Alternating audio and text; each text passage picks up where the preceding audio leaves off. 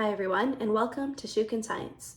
In this video, we'll talk about the process of oogenesis, or egg development, as well as the role that certain hormones play in this process.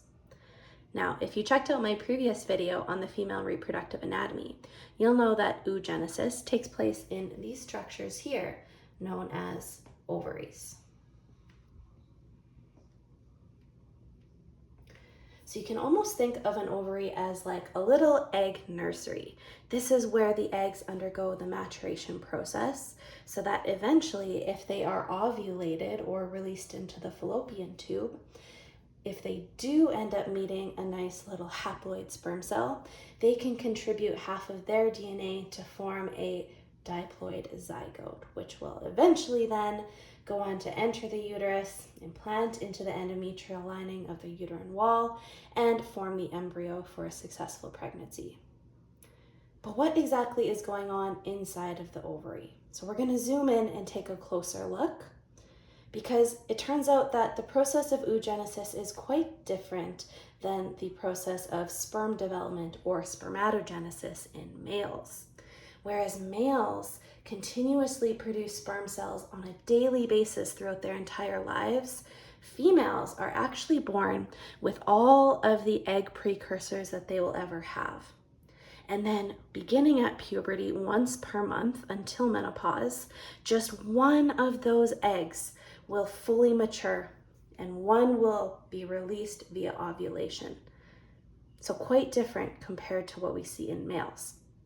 The one thing they do have in common, though, is the precursor cells that will eventually give rise to these mature gametes are actually diploid cells.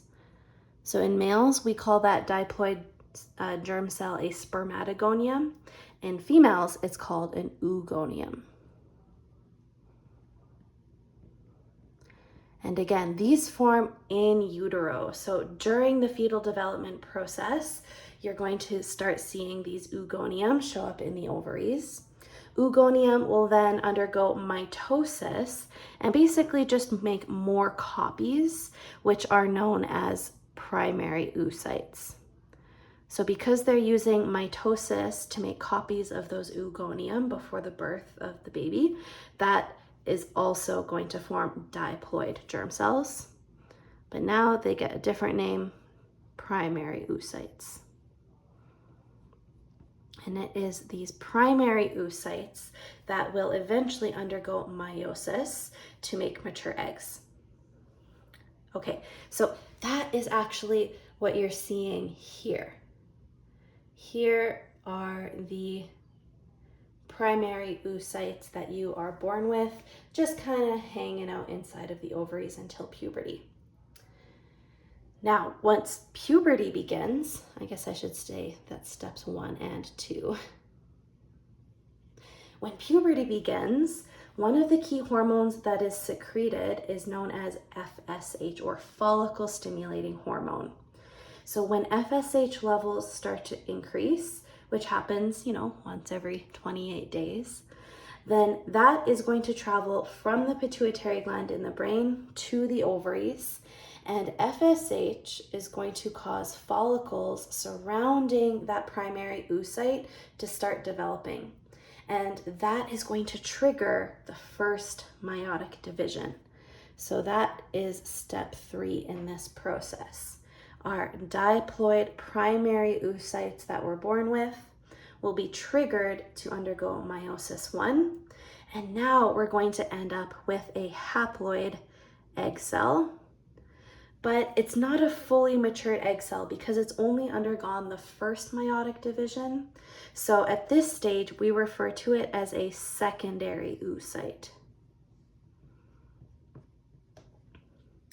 So that's step 3. Now remember, meiosis involves the splitting of genetic material. So we are going to end up with a second oocyte here that is also haploid. But one interesting thing that we see in oogenesis is when this primary oocyte undergoes cytokinesis, it's not going to divide its cytoplasm evenly. The majority of the cytoplasm is actually going to go to this cell here, the secondary oocyte, whereas the other cell that's formed is going to get little to no cytoplasm. It has half the genetic material, but that's pretty much it. So rather than calling it an oocyte, we refer to this as the first polar body. Oops, polar body. And because this polar body doesn't have the cytoplasm or other organelles to support it, it will basically just die.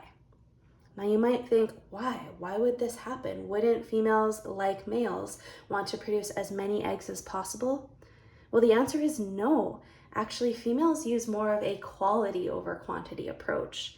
So by investing all the energy, cytoplasm, organelles in this one cell, what they're basically doing is ensuring that the cell that gets ovulated is a large, hardy cell that can survive the journey from fertilization to implantation. Because the process for this zygote to move into the uterus and implant to get nutrients from mom can take anywhere from 10 to 14 days, which means it needs to sustain itself for long periods of time before it starts getting nutrients from mom. So it actually makes sense to make one big, well-functioning cell to improve those chances of survival. Okay, and it is actually the primary oocyte that gets ovulated. So once meiosis I has finished, then another hormone known as luteinizing hormone, or LH, it is going to cause that now matured egg to burst from the follicle. The follicle is going to stay in the ovary and turn into a structure called the corpus luteum, which will keep secreting hormones to regulate the rest of the menstrual cycle. But this egg cell now, this secondary oocyte, that is what is going to enter the fallopian tubes.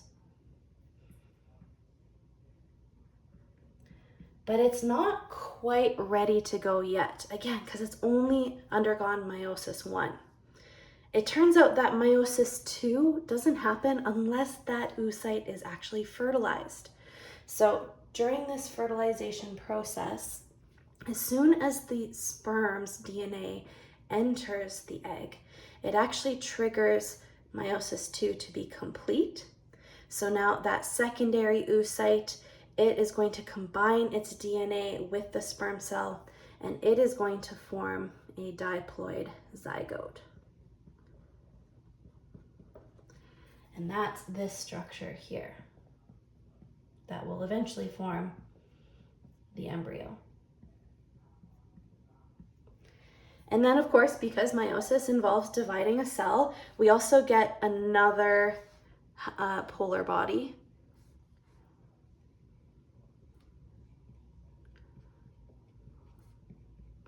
But because this one isn't combining its DNA with the sperm, like the secondary oocyte is, this second polar body remains haploid.